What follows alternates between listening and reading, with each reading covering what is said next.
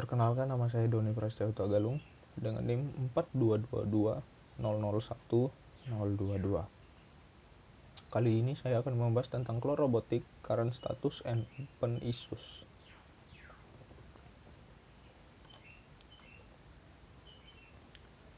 Yang akan saya bahas ada 4 topik. Yang pertama adalah System Architecture of Cloud Robotics, Major Driving Force behind the development of Cloud Robotics, Typical application of Cloud Robotics, and key issue and challenge. Pertama-tama kita harus mengetahui definisi dari Cloud Robotics. Cloud Robotics adalah bidang robotika yang menggunakan teknologi cloud seperti cloud computing, cloud storage, dan teknologi internet lainnya. Saat terhubung ke cloud, robot bisa mendapatkan keuntungan dari komputasi,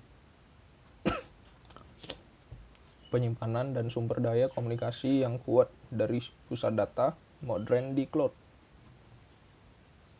Manusia juga dapat memberikan tugas ke robot dari jarak jauh melalui jaringan. Sistem arsitektur of Cloud Robotics terdiri dari 2 bagian, yaitu platform cloud dan peralatan terkaitnya, serta fasilitas di bawahnya. Fasilitas di bawahnya biasanya mencakup semua jenis robot yang bergerak, mesin, atau peralatan lainnya. Dengan demikian, platform cloud terdiri dari sejumlah besar server yang berkinerja tinggi, server proxy, basis data, spasial besar, dan komponen lainnya. Berikut adalah server arsitektur Cloud Robotics.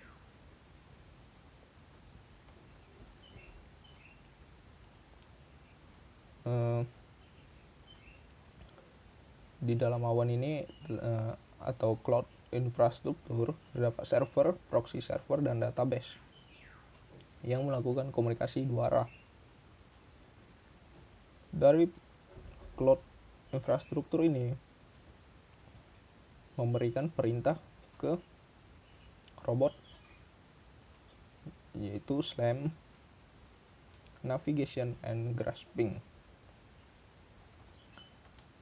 Berikut implementasinya Cloud Robotics di lingkungan industri.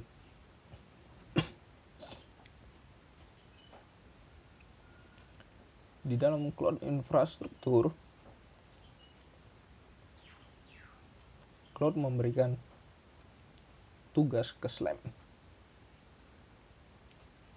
dengan komunikasi machine to cloud. Kemudian dari satu robot memberikan tugas yang sama dengan robot yang spesifikasinya sama.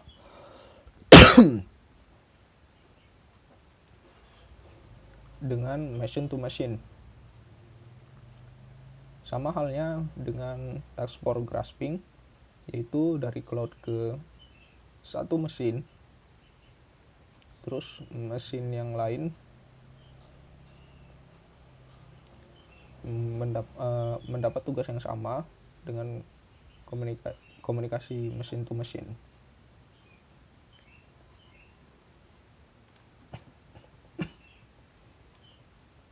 Nah, keuntungan utama dari jaringan komputasi kooperatif yaitu jaringan komputasi dapat mengumpulkan sumber daya komputasi dan penyimpanan, dan dapat mengalokasikan secara dinamis sumber daya ini sesuai dengan persyaratan kerja tertentu dan pertukaran informasi kebutuhan,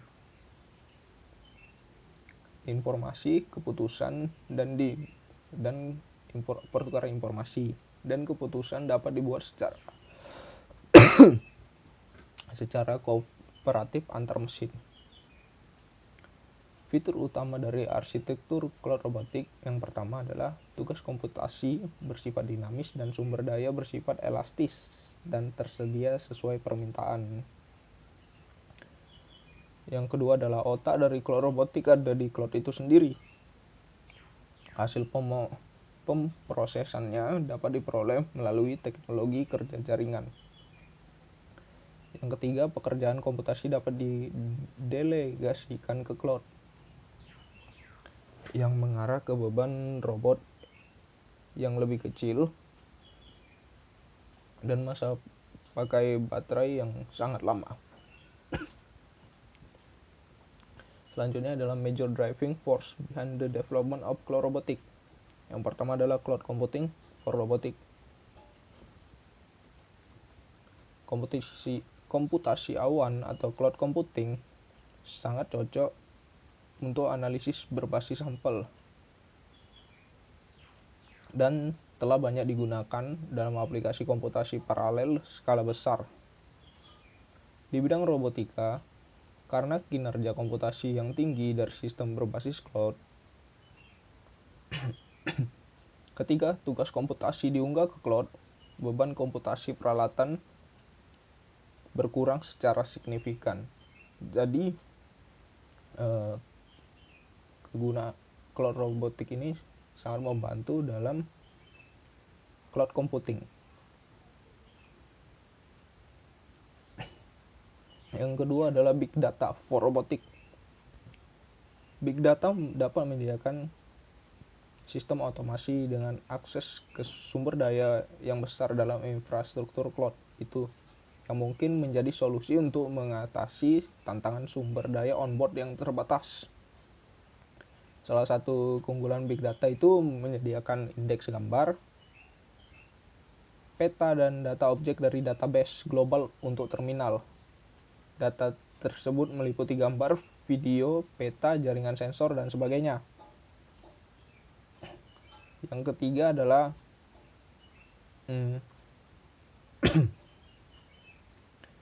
open source for robotic. Dengan perkembangan teknologi cloud, open source yang menyusup ke bidang robotika cloud itu diantaranya adalah ROS.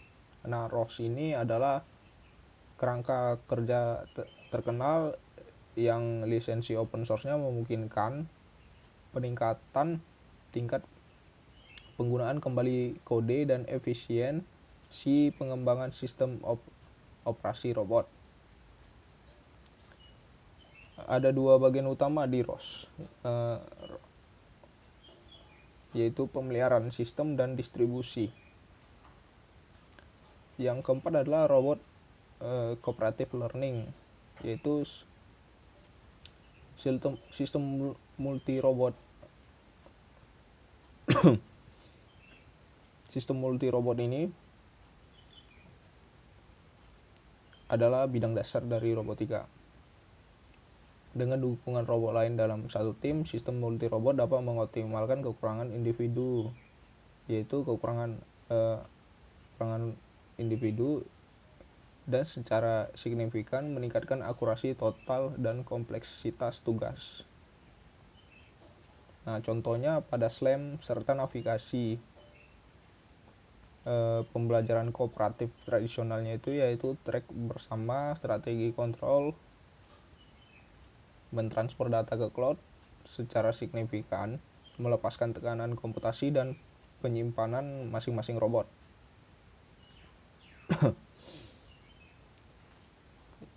Dan yang terakhir adalah network connectivity atau koneksivitas jaringan. Selanjutnya adalah typical application of cloud robotic. Yang pertama ada SLAM. SLAM adalah teknik untuk membuat peta lingkungan dan sekaligus menentukan posisi robot. Saat bergerak, pengukuran dan lokalisasinya itu berubah. Jadi maksudnya real time. Nah, itu berguna untuk membuat peta. Kemudian petanya itu digabungkan dari posisi-posisi sebelumnya. Nah, sehingga membuat sebuah peta yang real time. Nah, munculnya teknologi cloud memungkinkan SLAM ini untuk memecahkan kemacetan yang disebabkan oleh peralatan komputasi dan penyimpanan onboard yang terbatas. Yang kedua adalah grasping, dan yang ketiga adalah navigasi atau navigation. Nah, masalah di navigasi ini ada dua, navigasi lokal dan global. Nah, teknologi cloud ini menyediakan sistem navigasi berbasis cloud untuk masa depan dan merupakan solusi yang sangat menjanjikan untuk menghindari dua masalah yang navigasi lokal dan global. Nah, komputasi awan atau cloud computing tidak hanya mampu menyediakan ruang penyimpanan yang cukup untuk menangani sejumlah besar data pemetaan, tetapi memiliki kapasitas komputasi yang cukup untuk memungkinkan pencarian dan pembuatan peta. Contohnya yang global tuh kayak peta Google. Oke, selanjutnya adalah key issue and challenge. Nah, perlu yang pertama adalah resource allocation and scheduling. Nah, perlu dicatat seperti halnya komunikasi antar mesin. Jumlah komputasi di cloud ini membuat munculnya penundaan yang lebih mungkin terjadi atau delay. Algoritma dan teknik baru diperlukan untuk mencari perubahan penundaan jaringan ini agar real time. Ini merupakan salah satu permasalahan dari cloud robotik. Yang kedua adalah data interaction between robot and cloud platform. Nih, perangkat dan sensor dari pabrikan yang berbeda dapat mengeluarkan data dengan struktur yang berbeda. Format data keluaran harus dipilih sesuai dengan kompatibilitas perangkat yang mendasari dan persyaratan waktu nyata dari seluruh pertukaran data. Ini adalah contoh dari flowchart SLAM data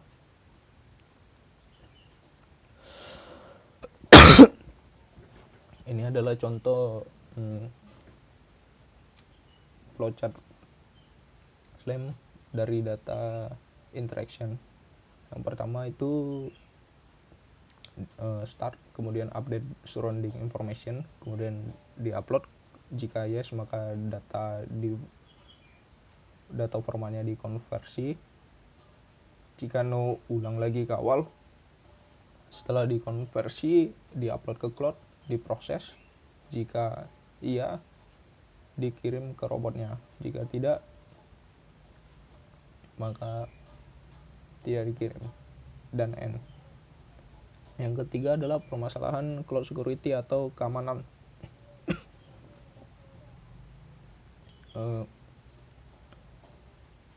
Masalah privasi dan keamanan ini menjadi masalah yang agak serius dikarenakan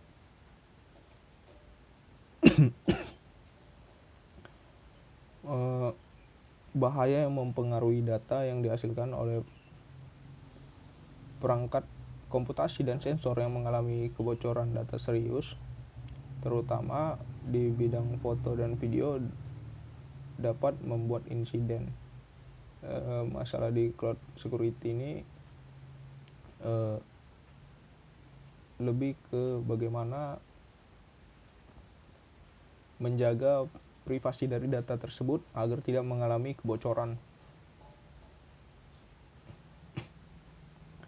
Kemudian adalah service quality guarantee method and effect analysis. Permintaan secara real time sebagian besar mempengaruhi kinerja secara keseluruhan untuk evaluasi kemacetan jaringan, kesalahan transmisi data, dan hilangnya paket data. Penetapan standar yang seragam dan pendekatan analisis keandalan khusus ini sangat penting untuk dievaluasi. Jadi dikarenakan permintaan yang secara real time, sebagian besar itu mempengaruhi kinerja yang membuat jaringan itu lag atau macet. Jadi ini menjadi concern penting juga atau evaluasi ke depannya, bagaimana kita menghadapi tantangan tersebut. Konklusinya atau kesimpulannya, Cloud Robotics memungkinkan robot untuk berbagi sumber daya komputasi informasi satu dengan lainnya, dan juga dengan mendelegasikan beban komputasi dengan kompleksitas tinggi ke platform cloud. Robot tidak lagi memerlukan peralatan onboard berperforma tinggi, sehingga dapat mengurangi biaya penerapan sistem multi robot atau biaya operasional, sehingga membuka pemikiran baru dalam hal robotika yang diyakini bisa mengarah ke masa depan yang lebih efisien dan lebih modern. Mungkin sekian dari penjelasan saya mengenai Cloud Robotics. Terima kasih telah menonton. Maaf dikarenakan saya senang batuk, jadi agak ngomongnya agak kurang jelas, mohon dimaafkan. Terima kasih.